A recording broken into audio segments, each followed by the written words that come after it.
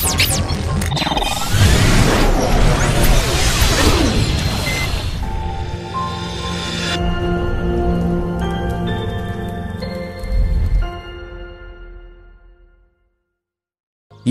محمد غياث نائب رئيس مجلس النواب المغربي تمثيل المملكة المغربية في الندوة الدولية حول إعداد ميثاق إفريقي للسيادة الوطنية والقيم العائلية المنظمة بالعاصمة الأوغندية، حيث حظي بتقديم الكلمة الافتتاحية باسم المملكة في هذا المحفل بالقصر الرئاسي، وهو ما يبرز المكانة الخاصة التي يحظى بها المغرب داخل القارة الإفريقية، كما يؤكد مجددا التزام المغرب الراسخ تحت القيادة الرشيدة لجلالة الملك محمد السادس نصره الله بالعمل الدؤوب من أجل بناء إفريقيا قوية ومتماسكة.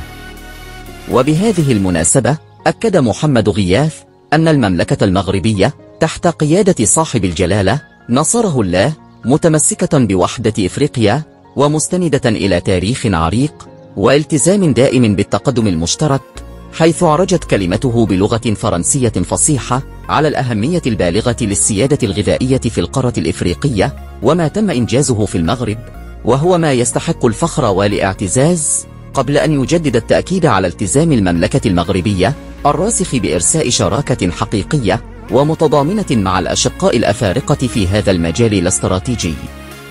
باقي التفاصيل في كلمة محمد غياث من قلب العاصمة الأوغندية.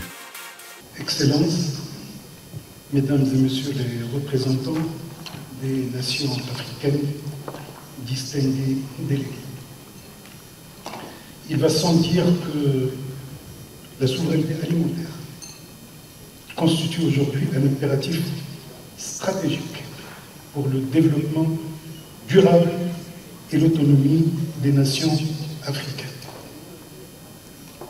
Dans un contexte marqué par la volatilité des marchés internationaux, les défis climatiques croissants, les pressions démographiques, notre capacité à garantir la sécurité alimentaire par nos propres moyens s'impose comme une priorité absolue. Elle représente non seulement une condition essentielle à notre stabilité socio-économique et politique, mais également un pilier fondamental de notre souveraineté nationale et continentale. Conscient de ces enjeux, le Maroc a mis en œuvre une stratégie intégrée ayant permis d'accroître significativement sa productivité agricole, tout en renforçant la résilience des petits exploitants.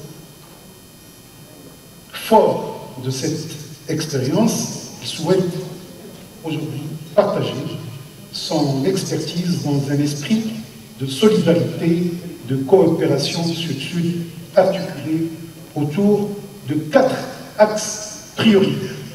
1. L'optimisation des ressources hydriques. Il n'y a pas d'agriculture sans eau. Le Maroc a développé des solutions innovantes, notamment l'irrigation localisée, la récupération des eaux pluviales et la réutilisation des eaux usées traitées.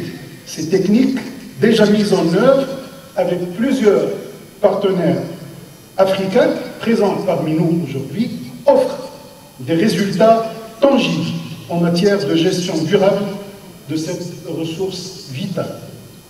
Et je donne un chiffre à titre d'appréciation. L'économie d'eau était de 30 à 50% des eaux utilisées habituellement. 2. L'amélioration des chaînes de valeur agricoles, la réduction des pertes post-récolte et le développement des capacités de transformation locale permettent non seulement de maximiser la valeur ajoutée de nos productions, mais aussi de générer des emplois durables, particulièrement pour notre jeunesse, et permettant aussi de créer une classe moyenne rurale. Et je donne un chiffre, la production nationale a été multipliée par 3 pendant 15 ans. 3. L'accès équitable aux ressources productives. L'expérience démontre l'importance cruciale de sécuriser l'accès des agriculteurs familiaux à la terre, aux semences adaptées et aux services financiers inclusifs, garantissant ainsi une agriculture résiliente et équitable.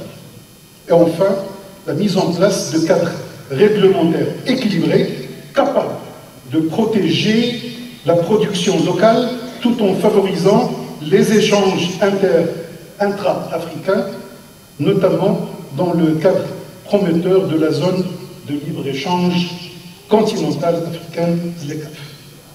Excellences, Mesdames et Messieurs, le Maroc réitère son engagement à approfondir les partenariats techniques, scientifiques et économiques avec l'ensemble des nations africaines dans ce domaine stratégique.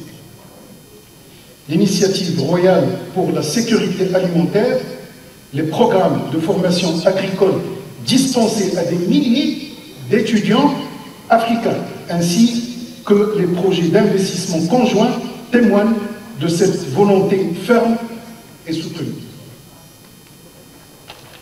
Chers collègues, pour renforcer cette dynamique, le Maroc propose 8 axes de travail.